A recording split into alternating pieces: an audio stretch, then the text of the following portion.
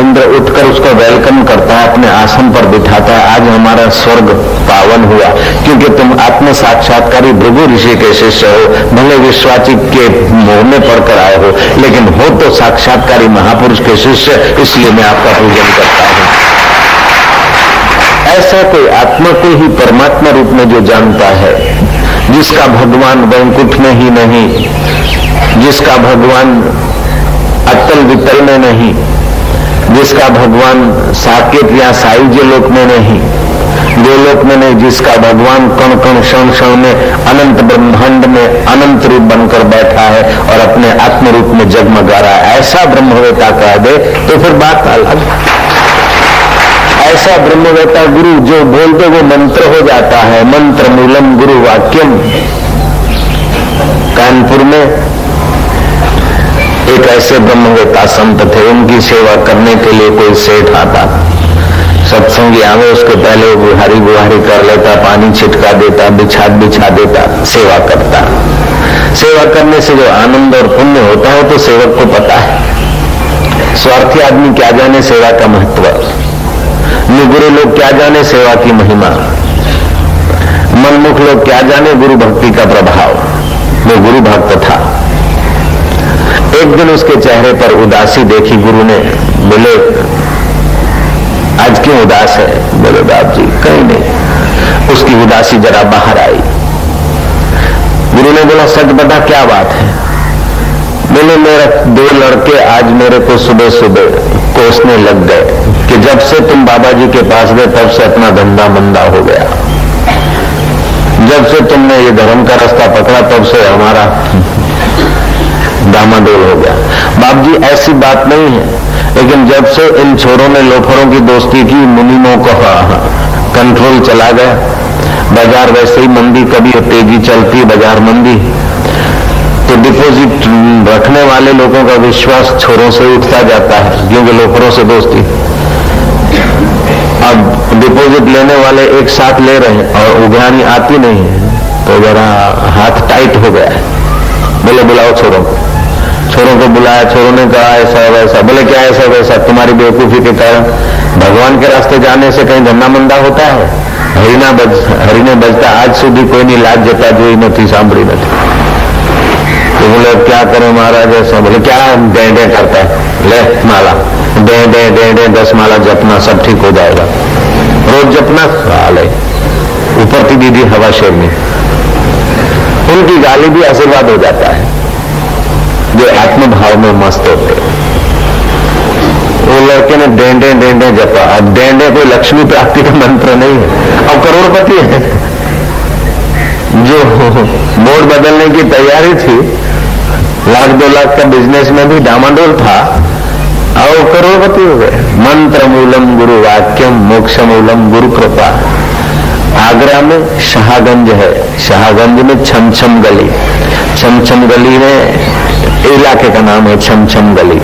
वहां श्री कृष्ण गौशाला, वहां एक संत बैठे थे, उनके पास एक भक्त गए, सत्संगी कथा सुनकर गए। फिर भक्त ने लाइन में दर्शन करते कहा कि बापू रात को भूख नींद नहीं आती, दिन को भूख नहीं लगती, आंखों से दिखता नहीं, अपना दुखड़ा रोया लंबा चौड़ा, आशीर्वाद दो कि अब मर जाऊं। बोले चल मरने की बात करता है।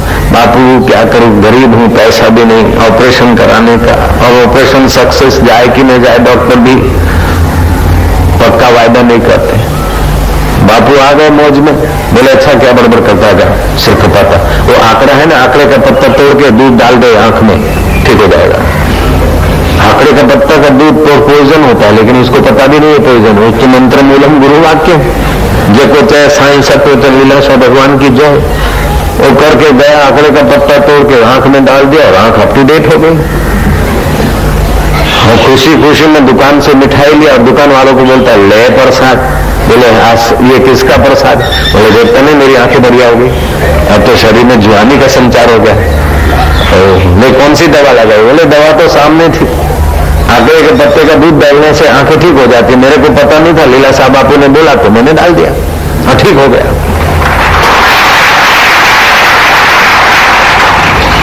तो दुकान वाले को भी शौक लगा, आंकड़े के पत्ते से आंखें ठीक हो जाती है, वो उतरा, वही आंकड़े का पत्ता था। बोले तेरे को जैसा था वैसे ही मेरा है, तू भी बूढ़ा मैं भी बूढ़ा, तेरा रोग मेरा रोग एक, तो तेरा इलाज मेरा इलाज एक हो सकता है। उसको पता नहीं कि मंत्र मूलम गुरु वाक्यम बीच में है। वो उतरा, आंकड़े का पत्ता तोड़ के दूध डाला तो जो था वो भी चट।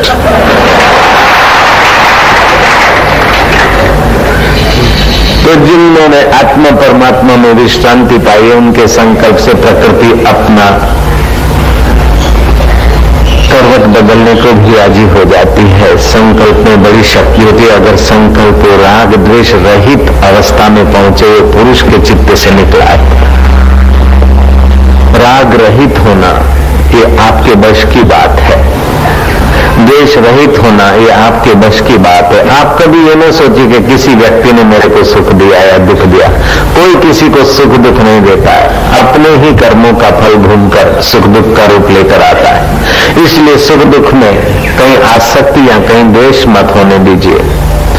अगर किसी ने दिया है तो मंगलकारी विधान उस परमात्मा की प्रेरणा से दिया है, तो परमात्मा तुम्हारा हितैषी है।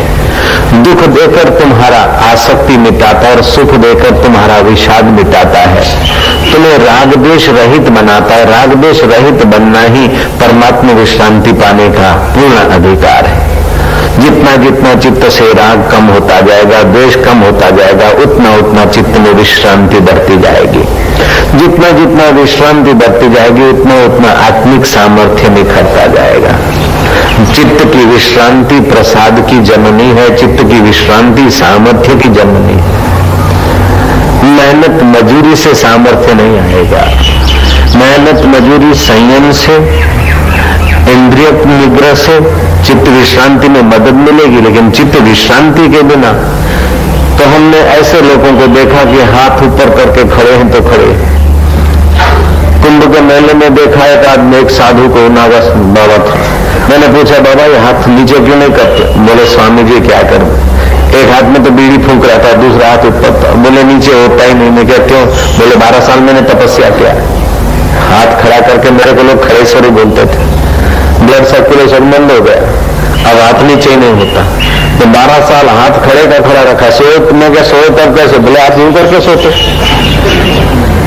तो ऐसा तप किया, फिर भी चित्त की विश्रांति के बिना बीड़ी का स्वाद नहीं गया। जयराम जी